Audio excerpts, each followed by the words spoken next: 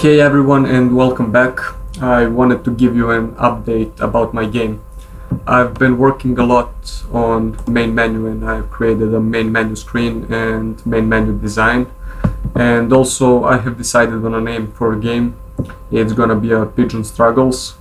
And I have created a logo for Pigeon Struggles in Photoshop.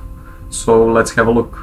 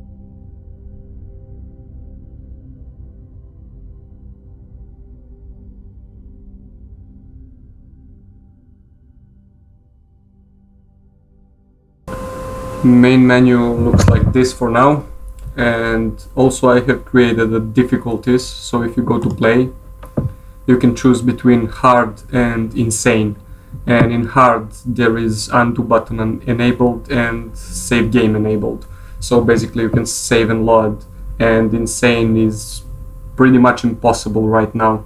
So if you go to insane you have no help, you don't have undo, and every mistake pretty much brings you back to the start. And that's basically the point of this rage game.